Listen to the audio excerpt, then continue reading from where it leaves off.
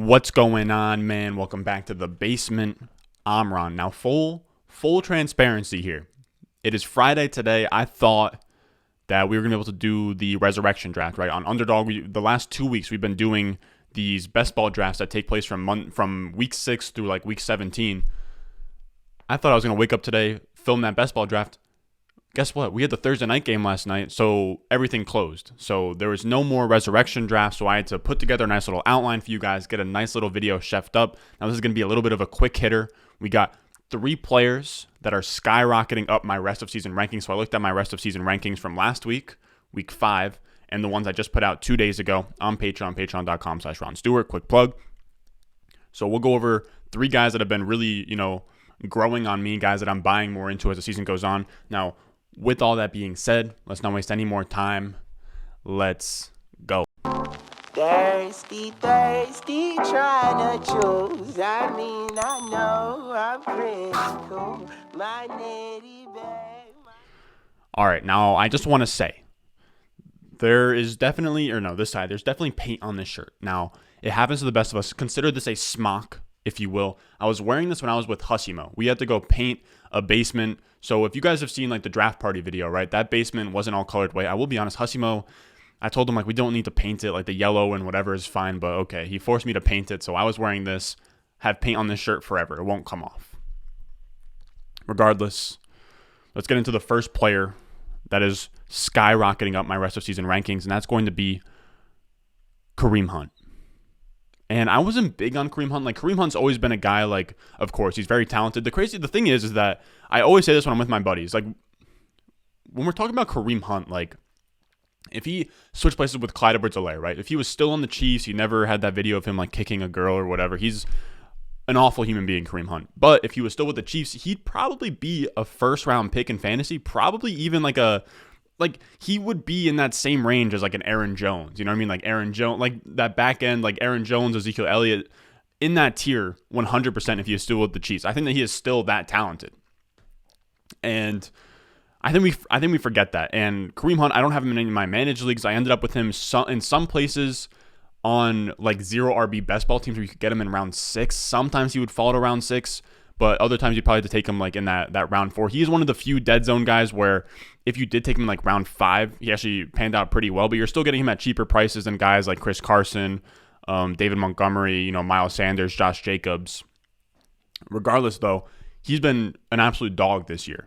Even with Nick Chubb fully healthy, he has had 18.7 PPR points per game. He is the RB6 on the season. And he was getting drafted as like the, RB 20 something. I had him as my RB 21 last week, rest of season rankings. Now I have him as my RB 17. And it's because his role has been really nice.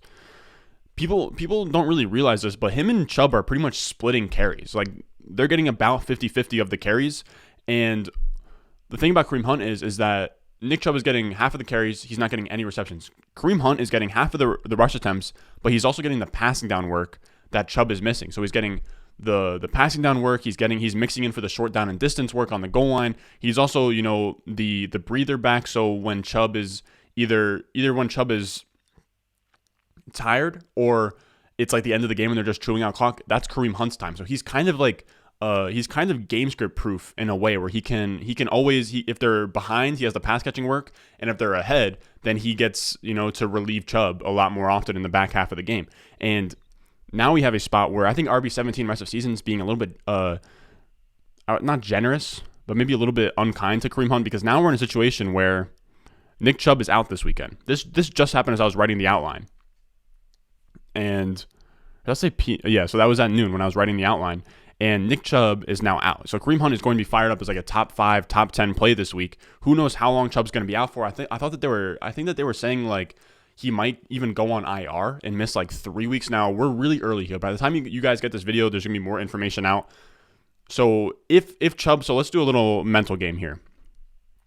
If Chubb was to miss the next 3 weeks, where would I want Kareem Hunt rest of season? He'd probably be like RB12, RB13, right in that range. If you're getting 3 games of full on Kareem Hunt. Now, he didn't go nuclear last year when Nick Chubb got hurt, but he still did great. And I think adding on to the point before that is even when Chubb is healthy, his role is so juicy. He was 16th in weighted opportunities to Chubb's 19. So he has more weighted opportunity than Chubb, which pretty much takes into account, targets and makes it so in terms of PPR, targets are worth like 2.75 times as many carries. So he's getting the valuable touches, which is crazy. So Kareem Hunt is a guy that is definitely rising up my rest of season rankings. Like I said, if Chubb is out for an extended period of time, Kareem Hunt needs to be like a top 12 guy rest of season. If you're getting like 3 weeks of Kareem Hunt as the RB1. Moving on for that, we're going to talk about the Ravens passing game. Now, I only have Marquise Brown's picture here, but this is going to be for Marquise Brown and Mark Andrews. Last week, I had them as my wide receiver 29 and tight end 6. This week, I now have Marquise Brown as my wide receiver 21 and Mark Andrews as my tight end 3. And the Ravens passing game has been an absolute revelation this year. And I did make a call in the offseason where I was saying they are going to pass the ball more. I do have, tweets where I'm saying they're definitely going to crank things up here. But I think that they even push that a little bit more with their running backs getting hurt. So, you have Gus Edwards go down, you have J.K. Dobbins go down, and they've seen huge changes. The Ravens are now the 9th most pass-heavy team in the NFL. So they have the 9th most dropbacks over the last 3 weeks, excluding overtime. So the last 3 weeks, they've been really kicking things into overtime. And this is a tweet from Dwayne McFarland. He is really sharp. His utilization report on PFF, I think I've brought it up in like every video this week, must read. The guy literally analyzes every single game. I don't know how he does it. But the Ravens are 9th in most dropbacks over the last 3 weeks, excluding overtime. They are throwing the ball more in every single scenario, and they're in a spot now where they are finally actually letting Lamar Jackson throw the ball, and he's more than capable. We saw that against the Colts. Did he throw for like 400 yards? Maybe I want to say he threw for 400 yards at like 85% completion percentage. Insane. And we're really seeing things tick up because they were at a 25.9 attempts per game mark last year, which was dead last in the league. Now they're at 33 per game. So that's a whole like 6 to 7 more targets per game that they're getting here. And that's huge for the passing game. Mark Andrews now sits at tight end 2 in points per game. Marquise Brown sits at wide receiver 6. That's wild. Like if you told me that Lamar could support this Ravens offense that doesn't pass the ball at all, Greg Roman at OC, that they could support a top 3 tight end and a top 7 wide receiver, I mean, that's money. I think I'm even being conservative with Marquise Brown as wide receiver 21. If you put him as high as like wide receiver 15 in your rest of season ranks, I don't think I could be able to argue it. Now, Rashad Bateman's going to come back. He's healthy. He's going to be back. He's a stud. He's a baller. I love the way that he plays, but I think that he doesn't hurt Marquise Brown and Mark Andrews. So don't think, oh, he's going to come back. He's going to take their lunch money. He's a rookie wide receiver. The expectation for rookie wide receivers, no matter how much you like them pre-draft, it's probably like, yes, we have CeeDee Lamb, we have Ayuk, we have all those guys, but we have to kind of see it first before anything happens. He could just be, Jalen Reagor, Henry Ruggs, who was in the draft this year. Jalen Waddle isn't like necessarily taking so much of the pie that no one else can operate. And I'd also say that because Sammy Watkins is now hurt, I want to say that Sammy Watkins is maybe not on IR, but I don't believe he's playing this week. So it's going to be a situation where he's going to just fill in for Sammy Watkins, and he's probably just going to have the same amount of volume as Sammy Watkins. He'll probably be more efficient.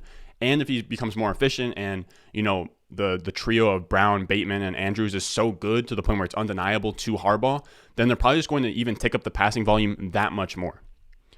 So like I said, Marquise Brown and Mark Andrews are rising up my rankings. Now, the third guy on this list is going to be James Robinson. He has gone in the last 2 weeks from my RB17 to my RB12. He's a dog. In these last 2 weeks, he's been averaging 21.2 points per game, and he is the RB8 in that stretch. I think that I honestly, if I'm going to be completely transparent with you guys, I think I got caught up in my Travis Etienne love, and I kind of disregarded that James Robinson is a real-life good football player. He is a real-life good football player. Like in terms of pure rushing, he is up there with, guys like a tier below.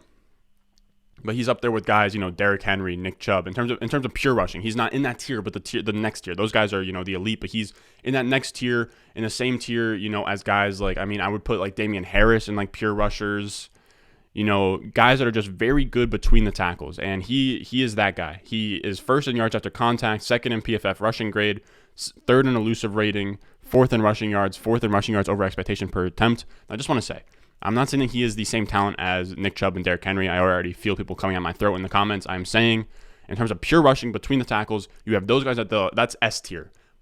A tier is James Robinson and whoever else you want to put in there in terms of pure rushers. Can I think of one off the top of my head right now? In terms of pure rushers, It's tough. It's tough to name really good pure rushers. Anyways,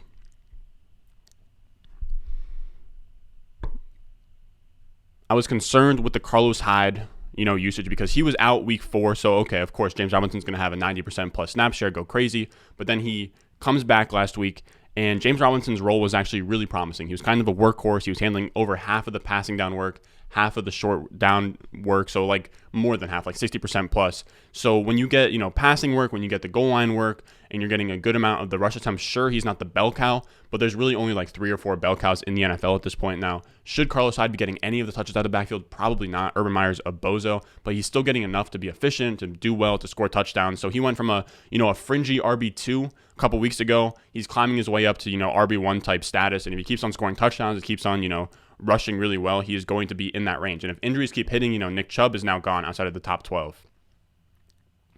And, Chris McCaffrey's now hurt, so he might be out of the top 12. Or he's not hurt, but he's not suiting up this week. So James Robinson has a lot of opportunity to keep climbing up the running back rankings for the rest of the season.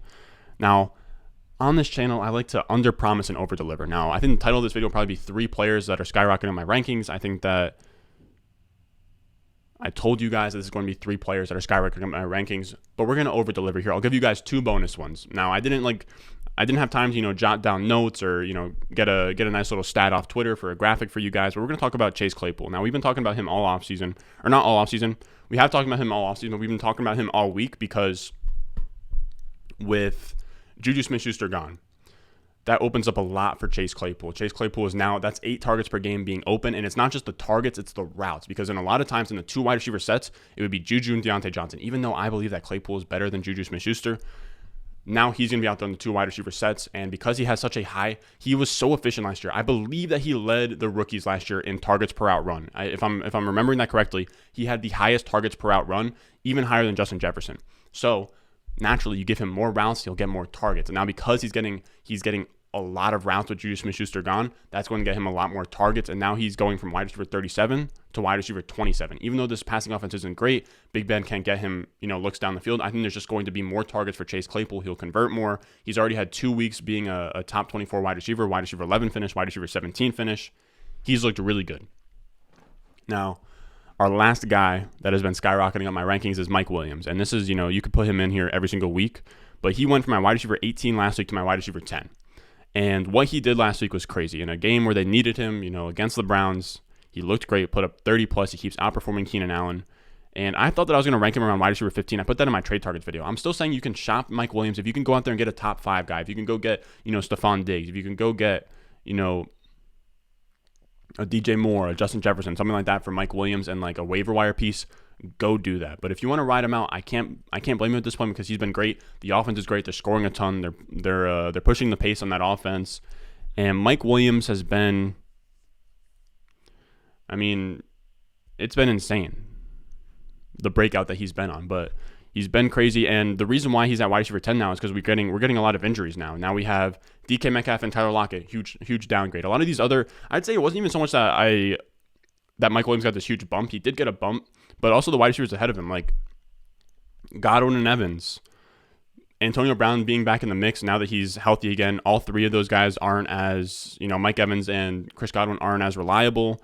Then you had Amari Cooper and CeeDee Lamb, and now that they're so good and their defense is so good. We didn't expect their defense to be that good. We thought that they would be in a lot of shootouts like they were last year. Now all of a sudden, they're winning games, they're beating people, and they can just run the ball. And they've been giving an absurd amount of their targets to Dalton Schultz, which is insane. But now, like Amari Cooper and CeeDee Lamb, I can't put them inside of my top 12.